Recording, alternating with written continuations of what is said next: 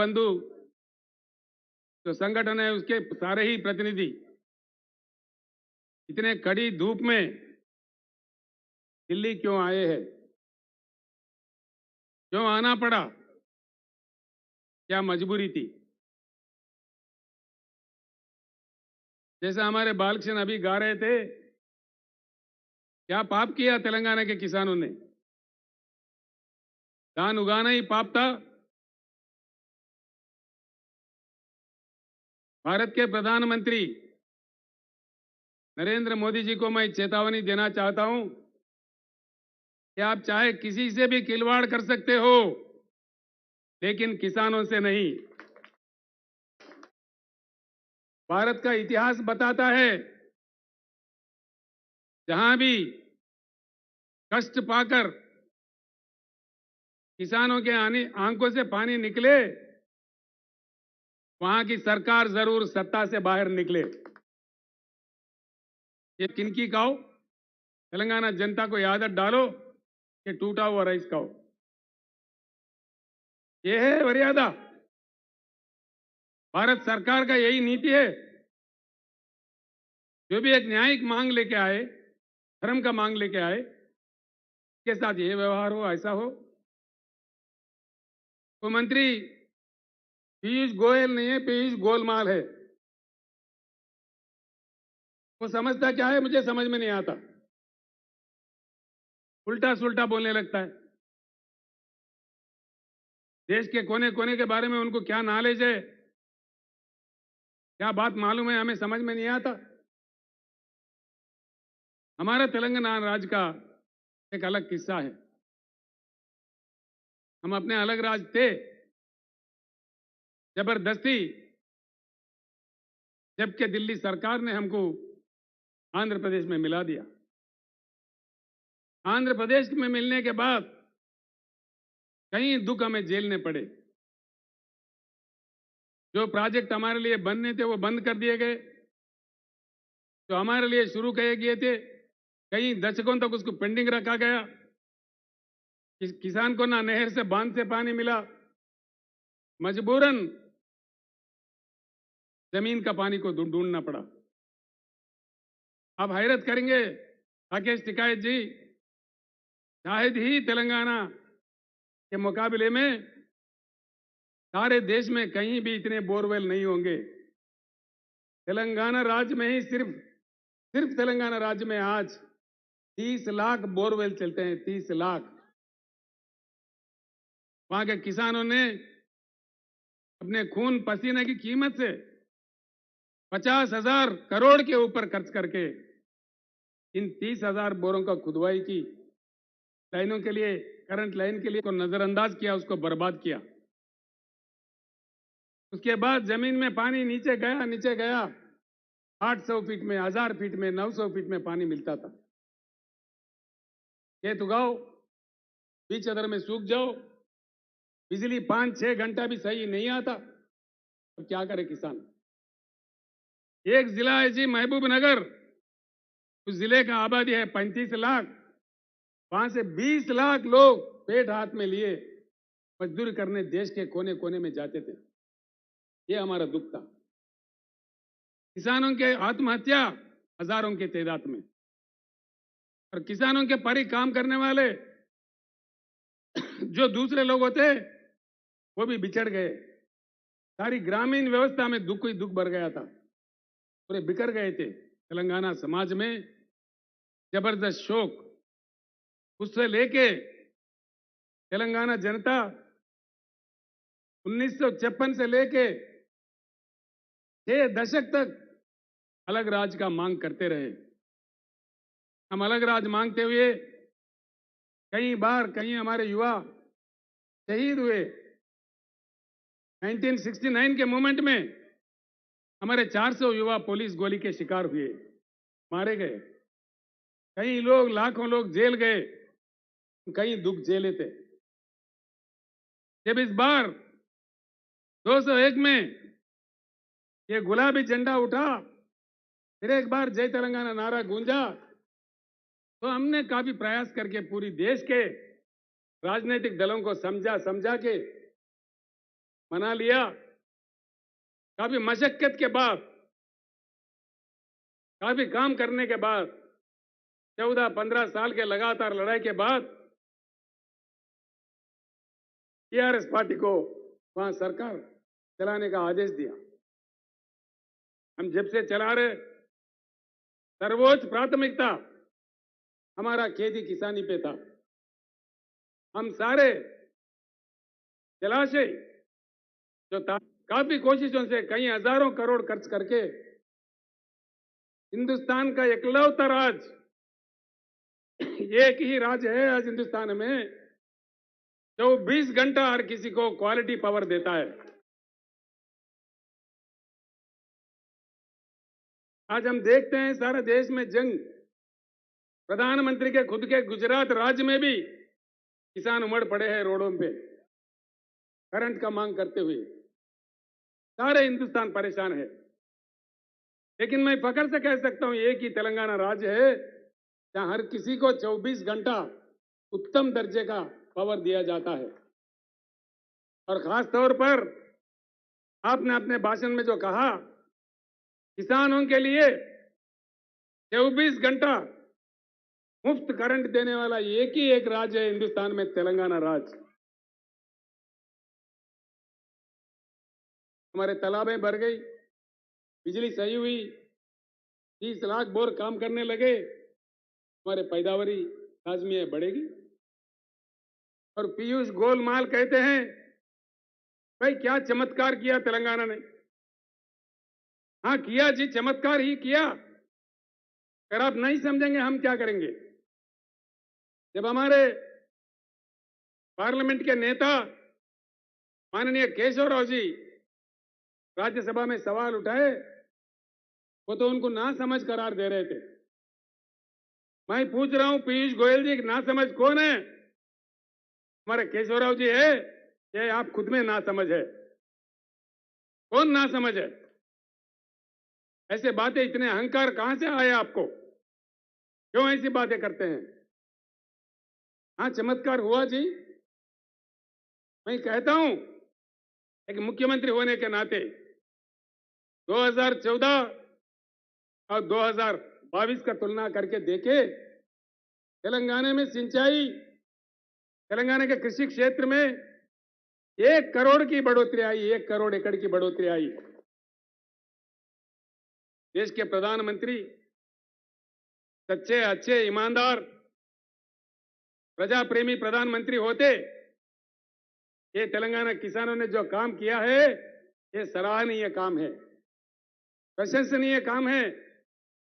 प्रधानमंत्री जी का कर्तव्य यह बनता है कि इसको सराहना चाहिए। उल्टा आप हमारे अपमान कर रहे, हमको दोषी ठहरा रहे। धान उगाना ही दोष है, इस देश को अन्न देना ही देश है, दोष है? क्या बात देश है? जैसा अभी हमारे भाई राकेश टिकायत जी कह रहे थे, देश में किसानों के एक महासंग्राम शुरू होगा। मैं उनका वचनों का स्वागत करता हूं। पूरी तेलंगाना के जनता और किसान डटकर आपके साथ खड़े हो जाएंगे टिकायत जी। जो महासंग्राम शुरू होने हैं, मैं आप लोगों का तारीफ करता हूं, आप लोगों को शुभकामनाएं देता हूं। केंद्र सरकार कितना आपको अपमानित किया हम देखते रहे, आश्चर्य व्यक्त करते रहे। आपको केंद्र सरकार ने खालिस्तानी कहा, उग्रवादी कहा, पता नहीं क्या क्या कहा, इतने मुश्किल खड़ा कर दिए, इतने पुलिस तैनात किए, लेकिन अटल तरीके से आप लोगों ने देश के किसानों के प्रति उनके मांगों को लेकर के 13 महीने लगातार इस प्रकार का आंदोलन किया, शायद पूरी दुनिया भर में कहीं नहीं हुआ, किसी देश में नहीं हुआ।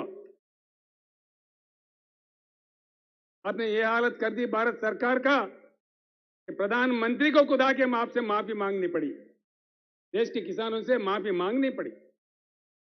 हमारे प्रधानमंत्री तो माफी के सौदागर है, जब कभी चुनाव आता है वो माफी मांग लेते हैं। समय पहले कुछ अन्य लोगों से भी वो माफी मांगे थे, हो सकता है बाद में भी फिर माफी मांगेंगे, यही लगता है। मैं सीधी बात कहना चाहता हूं, तेलंगाना चाहता है, तेलंगाना अनुरोध करता है, डिमांड करता है, इस देश के किसान भिखारी नहीं है, भीख नहीं मांग रहे हैं। इस देश के किसान मांग रहे हैं, अपना हक मांग रहे हैं। फिर एक बार मैं प्रधानमंत्री से कहता हूं, आप एक नई एग्रीकल्चर पॉलिसी का रचना कीजिए, हम भी उसमें योगदान देंगे। आप अगर नहीं करेंगे, ये बात आपकी बस की नहीं है, आगे चल के आपको हटा देके जो नई सरकार आएगा उसके तहत नई एग्रीकल्चर पॉलिसी, जो integrated agriculture policy of India होगा, उसको हम लागू करेंगे। तेलंगाना जब लड़ने के लिए निकलता है, अंतिम विजय प्राप्त करने तक रुकता नहीं। राकेश जी, एक अजीब बात है, तो हमारे किसान धान उगाए, खरीदो बोले तो ये उल्टा पलटा बोलते हैं। बड़ा चमत्कार, इन्होंने कहा जी क्रॉप बदल दो। हमने किसानों को कहा भाई क्रॉप बदल दो। क्रॉप बदलाव की बात हमारे कृषि मंत्री कह रहे थे, सारे एमएलए कह रहे थे, सारे मंत्री कह रहे थे, गांव गांव में हमारे सरपंच भी कह रहे थे भैया क्रॉप बदलना चाहिए। लेकिन इन्हीं के दो आदमी, एक आदमी है केंद्र कैबिनेट में मंत्री किशन रेड्डी जी, दूसरे इनके पार्टी के अध्यक्ष, भारतीय जनता पार्टी के अध्यक्ष तेलंगाना राज्य के, कह रहे थे कि धान उगाओ, धान उगाओ, हम खरीदेंगे। उनको उचका के बहका के धान उगाने पर कह रहे थे कि उगाओ, हम खरीदेंगे, मुख्यमंत्री की बातों में आने की जरूरत नहीं है, ये उनका कहना था। है टीवी आपके पास? कहां है टीवी?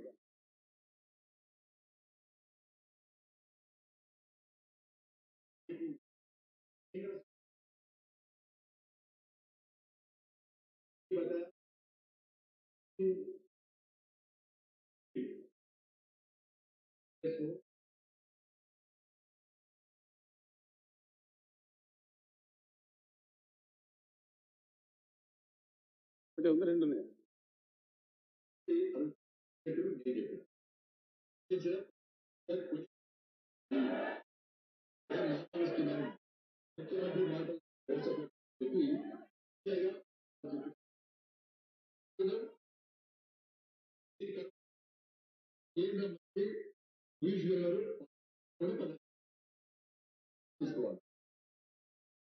सुना टिकाई जी, ये किशन रेड्डी साहब का टीवी का बयान है जो हमने अभी प्रदर्शित किया।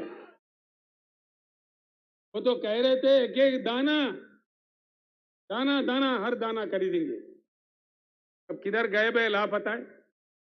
गजब की बात है, सारे तेलंगाना के जनप्रतिनिधि आए दिल्ली में धरना प्रदर्शन करने। भाजपा का षड्यंत्र देखो, हैदराबाद में वो धरना कर रहे। कितने गंदी बात है। क्यों कर रहे हो भाई? इसलिए धरना कर रहे हो? शर्म करो अपने आप पे, कम से कम शर्म तो होना चाहिए।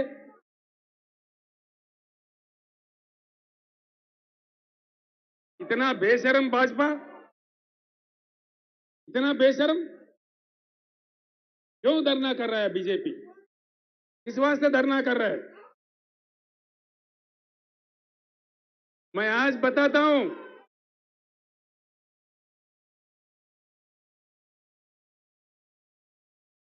हम इतना कमजोर नहीं है।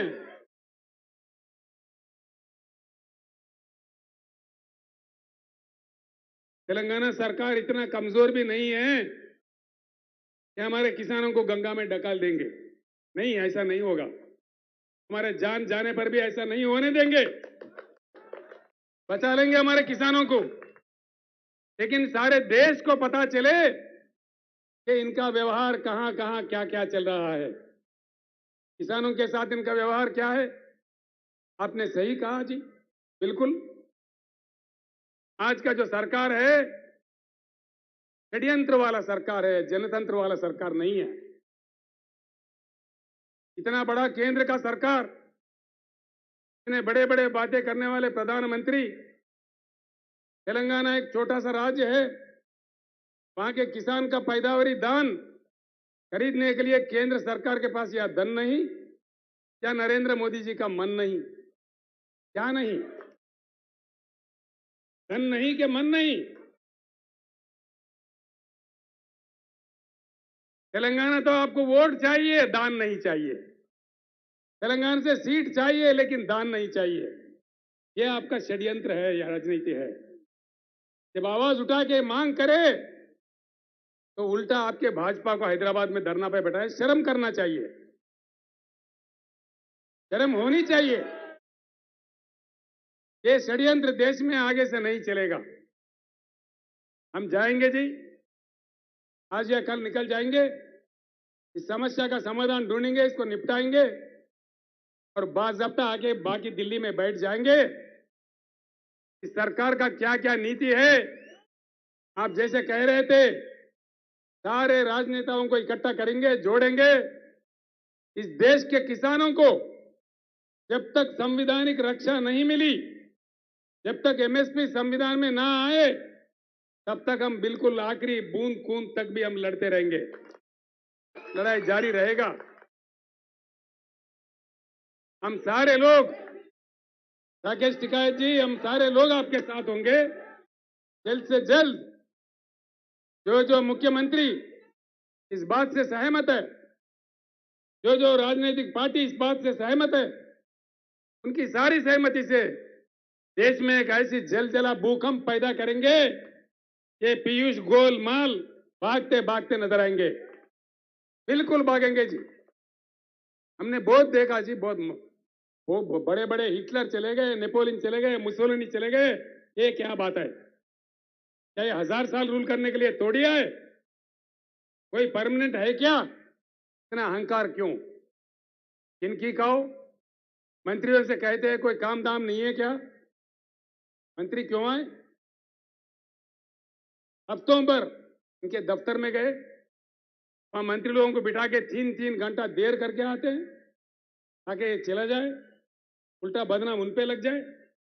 ये इनका नीति है।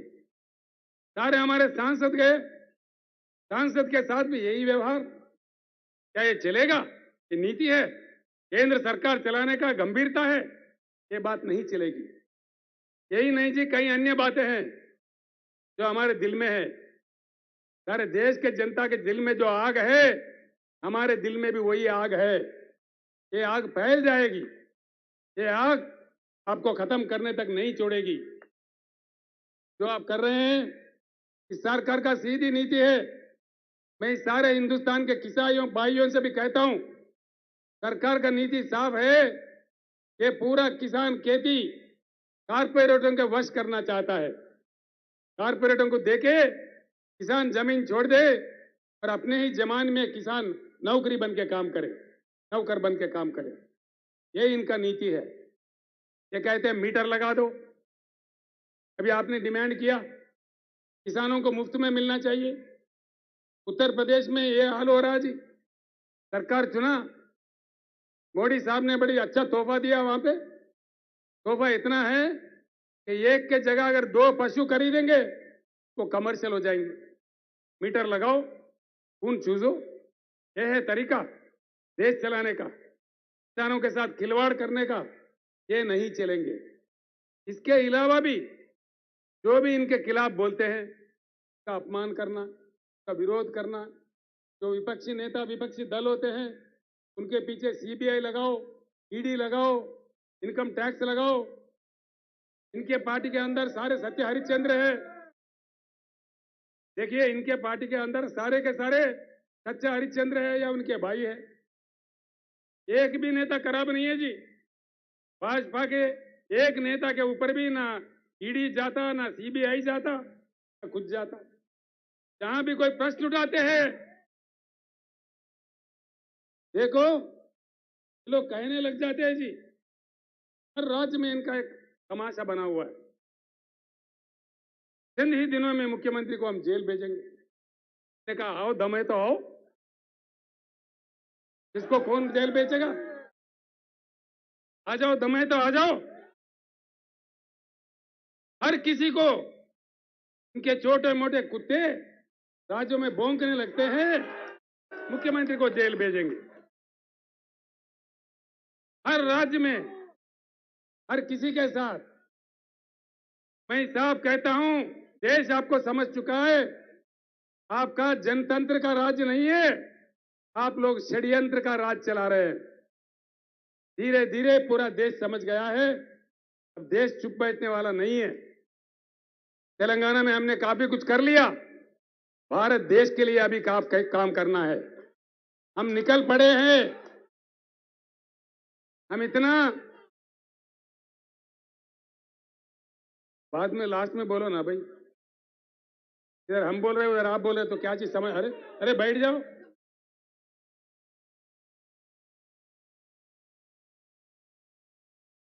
खड़ी धूप है, हम सबको जाना है, सक्षम जाना है। धान नहीं खरीदेंगे तेलंगाना में, किसान देख रहे हैं आपकी तरफ। नरेंद्र मोदी जी को, पीयूष गोयल जी को मैं दो हाथ जोड़ के प्रणाम करके तेलंगाना किसानों के तरफ से अनुरोध करता हूं, जैसे सारे जगह से धान खरीद रहे हो, तेलंगाना भी धान खरीदो। 24 घंटे हम इंतजार करेंगे, क्या आपसे कोई आदेश आएगा? 24 घंटे के बाद हम फैसला लेंगे। क्या करना है हमें मालूम है, जो करना है हम करेंगे। उसके साथ बस पीछे ही पीछे आपके पीछे पड़ना है। वहां काम निपटा के अब हम निकल पड़ेंगे देश पे। अब देखिए क्या क्या होता है, बात कहां से कहां तक जाता है, किस प्रकार से ले जाया जाता है। काफी बातें हैं, अगर वो मैं बात करने लगूं तो कहेंगे भाई राजनीति करने आए कि दान का मुद्दा लेके आए। और अब हम सिर्फ दान का मुद्दा पे ही बात कर रहे हैं, किसानों का मुद्दा पे ही बात कर रहे हैं। राजनीति की बात मैं वापस दिल्ली आके करूंगा, बहुत कुछ करूंगा। इनके क्या क्या षड्यंत्र है, इनके क्या क्या कथाएं हैं, सारे भांडा इनका फोड़ते हैं। किसके साथ किस प्रकार का व्यवहार इन्होंने कर रहा है, ये सारी बातें बड़ी बड़ी बातें हैं। हम वापस आके दिल्ली पूरे हमारे दोस्तों को, जो हमारे साथियों को बुला के बैठ के बात करके राष्ट्रपति चुनाव के बारे में बात करना है और इनके नीतियों के बारे में बात करना है। उन सारे चीजों का करते हैं। राकेश टिकैत जी को फिर एक बार मैं कहना चाहूंगा, आप तो लड़ते रहे, आपका पिताजी भी लड़ते रहे। जब मैं बहुत छोटा था, यूथ नेता था, 1978 80s में आपके पिताजी एक आवाज पे लाखों किसानों को बुलाते थे, किसान रैली बुलाते थे। इतने महान नेता थे हमारे महेंद्र सिंह टिकैत जी। आपने भी साबित किया, उनके सच्चे सपूत हैं आप, इसीलिए देश के किसान के साथ आप खड़े हैं। आप पे हम गर्व करते हैं, हमारा नाज है आप पे। इसलिए एक ऐसा नेता अगर हो, संघर्ष करे, उनको जाना है। एक्चुअली राकेश टिकैत जी आज उपवास में है, वो खाना भी नहीं खाते आज, हर सोमवार को उपवास रखते हैं, उनका उसूल है। लेकिन मैंने रिक्वेस्ट किया, हमारे किसान इतने दूर से आ रहे हैं, हमारे सारे जनप्रतिनिधि आ रहे, आधे घंटे के लिए आप आना। 3:15 बजे का उनका फ्लाइट है, औरंगाबाद में महाराष्ट्र में किसी संघर्ष में जाना है, किसान संघर्ष में उनको मीटिंग में जाना है, उनको भी हमें विदा भी करना है। इसीलिए भाइयों, आपने जो कष्ट करके इतने तो दूर आए, हमारे को यहाँ विजय प्राप्त भी हुआ, नहीं भी हुआ, कोई बात नहीं है। लेकिन देश को एक बार बताना था कि तेलंगाना किसानों का मांग क्या है, हमने वो बता दिया। बाकी प्रधानमंत्री पे छोड़ दिया। प्रधानमंत्री का आदेश मिले धान खरीदने का ठीक है, नहीं भी मिले तभी ठीक है। हम इतने गरीब नहीं है, अपने आप में समस्या समाधान हम ढूंढेंगे, कल परसों में इसका फैसला ले लेंगे। फिर इसके बाद अब इनके पीछे पड़ेंगे, सारे देश के किसानों के भलाई के लिए हम आगे लड़ते रहेंगे। जय तेलंगाना, जय हिंद।